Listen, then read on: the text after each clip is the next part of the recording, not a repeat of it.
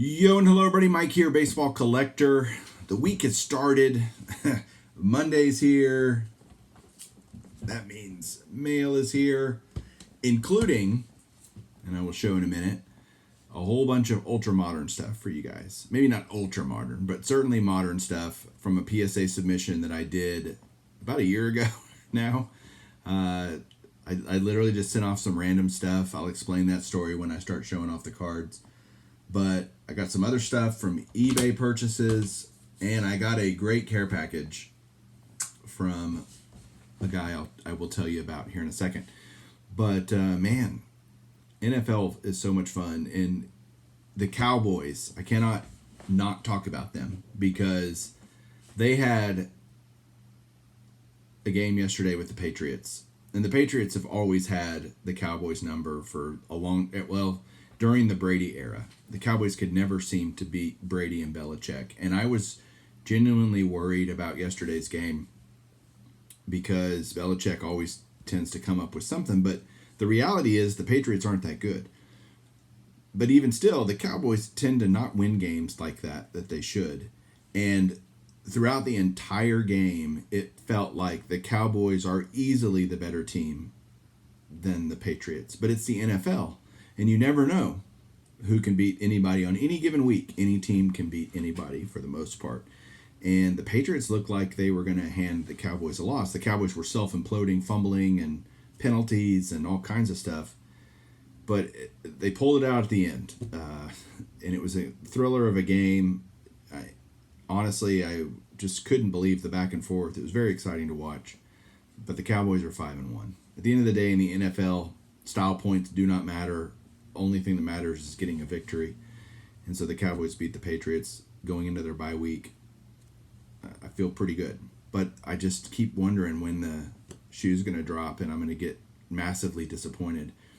But yesterday was telling because in previous years, let's say the last decade, the Cowboys were not that team that you said, well, as long as they get the ball with a chance at the end, they'll pull it out. It was always the opposite, like, oh my God, please don't give the other team the ball because you're going to blow it and you're going to lose. And that's what happened most of the time in previous years. But this year I was like, wow, as long as they have the ball, they'll be all right. And sure enough, that's what it came down to, both in regulation and then in overtime. So if you're a Pats fan, sorry, not sorry. You guys y'all have enough Super Bowls in the last few years. Let somebody else have it. Let's see what the Cowboys can do this year. They look good. We need Dak to stay healthy. So that's it with that. Let's get to cards because I have a bunch to show, and this might take a little while, but it'll be fun. I promise. Hang on one second. All right, here we go. Lots of fun stuff. I've got the first thing I want to talk about is this care package from my buddy Chris in Missouri. Met him at the National, and he just sent me just cuz a couple of things, which are great. I'll read his note. Sorry, Chris. I'm going to read the note, man, if you send it. He didn't say not to read it. So, Mike, I hope these cards find you doing well. I have been staying busy watching some channels of some of the new friends that I met at your gathering at the National. That's awesome. Your content has been very useful during this interesting time in the hobby. Keep collecting, Chris. Thank you, Chris. He says, P.S. I am pretty certain that the Garrig College team card is artificially aged. If it happens to be real, I will be expecting a whiskey and a Coke at the National. And what he's talking about is this. I have never seen this before. I have no idea, honestly, if it's just like a reprint from later. It really looks that way. This is a 1923 Columbia University baseball squad. And, I mean, if you look at the back, it looks like there's no way this is like legit from 1923, or at least it certainly doesn't feel like it is. It's still very, very cool. This is their varsity baseball squad, and Garrig, I think, is on the top right. I had a loop trying to look at this, and it's very small, so it's hard to see. Maybe somebody knows this picture well and can tell me where Garrig is seated, but I'd love to, if anybody knows about this card, I would love to hear it, but it definitely just looks like a reprint card. But I don't know. So I've never seen it before. So who knows? But he did send me this, and I know this is real. I do know what this is, and this is fantastic. It's a 1952 Topps Johnny Mize autographed, slabbed up. I didn't have the 52 Topps Mize, period. I definitely didn't have one autographed. So that is so awesome, Chris. I truly appreciate it. Appreciate your friendship, and you know, this stuff is just awesome. So thank you. This guy I bought, this next one I bought 4 Perez Steels that I needed from him out of the Masterworks set. The first one is this Ramley Warren Spawn. You can see these are all slabbed up. So there's the Ramley Warren Spawn. Love Warren signature, but I showed a Ted Williams like that a couple weeks ago. I got this is the Perez Steel Galleries version. There's 5 different cards of each player. And so this is the Galleries version of the Spawn. And then I got Duke Snyder. And I got his Ramley. I didn't have that. These were all super cheap, like $30, $35. So these are not expensive, for sure. There's that one. And then I got another Snyder that I didn't have. And this is like I think it's called the Rose set. So it looks like a little baseball diamond with, again, the gold embossing kind of stuff on it. But there's that, Masterworks, Perez Steel Masterworks. So ideally, I want to get all 5 cards signed by every player in the set because they're all Hall of Famers. But, you know, we'll get there. Slowly but surely. Here's another card that I got from My Slabs. I showed a couple off yesterday, but I got this Dick Williams 53 Topps and a PSA 4. Perfectly adequate for me. Trying to build a collection. Love it. Now, all the rest of the stuff today is going to be from a submission that I did with JT, Triple Crown 24 Sports Cards, Mike O. You know, they do all the PSA and SGC submissions, group submissions, or they don't do all of them. They do all the ones that I get involved with. And this was a group of cards that I sent with JT when he was here last October, I think for the Dallas show or something. He was here at my house, and we just were going through some cards, and hey, what if I send this off or send this off? And so I put some things together, kind of a group of things to send, and I think I did pretty darn well. So let's go through them. Random send-off. I just thought this card was clean, and I thought it would look good in the slab, and it's this George Brett from 2005 Upper Deck Hall of Fame, class of Cooperstown. This is the bronze auto, numbered to 25. Sticker auto, you can see there, but it came back a gem mint 10. Again, if I had my druthers, I would have every card slabbed in my entire collection, like literally if I could, but cost prohibits that. But this was just another one that I thought was very clean, and I thought it would look really great in a slab, and that's the 2005 Upper Deck Trilogy. You know, Generations Present signatures. King Griffey, again, another sticker autograph. You can see the glow of the hologram there.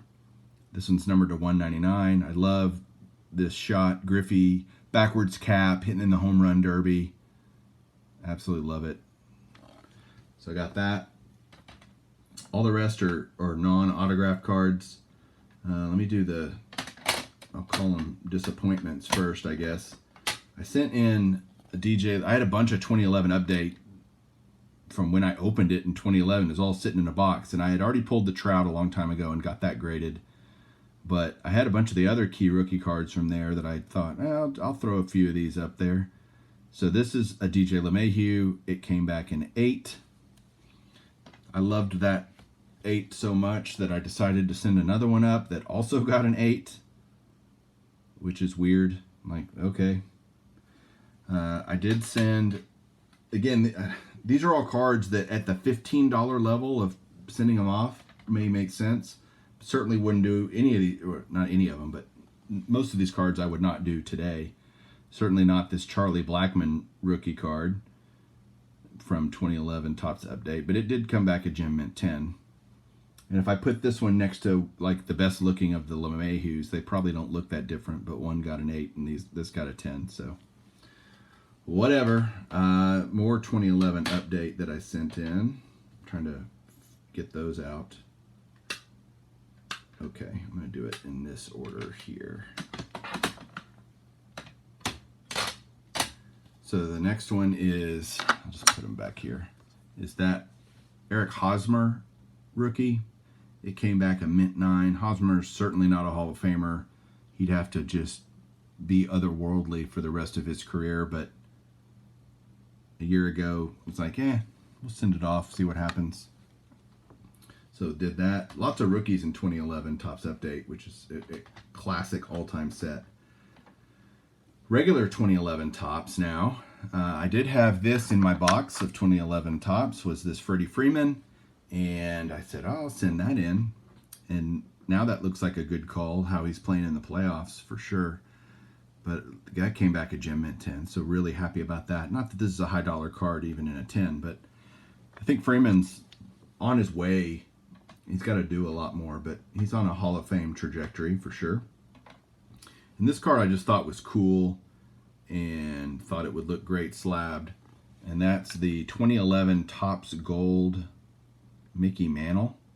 And that came back a mint 9, which is always hard to do with these gold or black bordered cards because of the potential scratching and chipping and stuff. But the centering on this is off left to, I guess, left to right if you look at it this way. But other than that, I love it. And it's a Mantle card. Love it. I love the back because it's got all the stats. And it's numbered 52 out of 2011. So that's pretty cool. That's probably an eBay 101 to somebody. Not to me, but anyway, love that. Next we got a couple of Trouts. Just kind of some random Trout stuff I had that I thought, well, maybe I can gem some of this stuff because it'd just be fun to have in the collection. I do think Trout is amazing. So the first one is 2013 Allen and Ginter. I do believe that's his first Ginter card. Someone correct me if I'm wrong, but love having that. Gem mint 10. And then I do know, well, no, I don't know that. I don't know what I don't know. I had this prism of Trout, 2014 Panini Prism. That came just the base, and it came back a gem mint 10. Kind of think, is it ever bad to have gem mint 10 Trouts in your collection? Probably not. So then I sent off his 2012 Topps Heritage card. This is his first Heritage card, and this one came back a mint 9. Love that. I love Heritage. Love this. You know, this is his first Heritage card, etc. It's a great card, great card. But the last card that I got is a real banger because it is the 2012 Topps Heritage. This is from the high number series, and it's Bryce Harper, rookie in a 10. What's great about this card, or interesting, is this set only came in box set form, and I believe it was an online exclusive that you had to order from Topps. And I ordered one because I try to get all the Topps Heritage stuff that I can. Try to get all the complete sets. That was the only way to get it. And you got an autograph card per set. I can't remember who mine was. It wasn't Harper, obviously.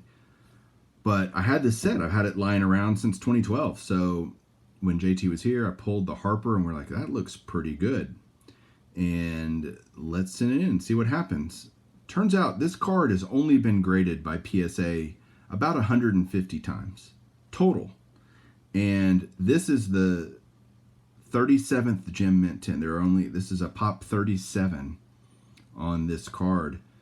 And it is not cheap. I was shocked at how, first of all, they don't come up very often. There's a gem mint 10 on eBay right now for a buy it now of $5,000, which I think is just ridiculous. But the last one that actually sold back in April, late April, so about 6 months ago, and it sold for $2,300. I probably have $20 in this card total between, I bought it as a set. I, didn't think much about it. I bought it, 8-9 years ago. So $15 to grade it, a little bit of shipping and whatnot, kind of spread it out. And I got about $20 into this card. And the last one sold for $2,300. So my plans with this are to take it with me to the Dallas show in a couple of weeks and see if I can't maybe turn this Harper into, because I consider this found money. Like, I have very little in this card. It sells at a price that I think is just silly. So instead of, not that I won't keep it if I don't get the right deal. I'm not going to sell it just to sell it. But if I can find a great deal to kind of put this towards a very nice vintage card, I'm going to try to do that. So that's my plan with that. Anyway, that is it for today. A great order. Thank you, JT, for all the stuff you do all the time for all of us with these submissions. And a great mail day. I'm excited to go put all this in the spreadsheets and all the things I'm going to do. So thanks, everybody, for watching. I hope you have a great one, and keep collecting.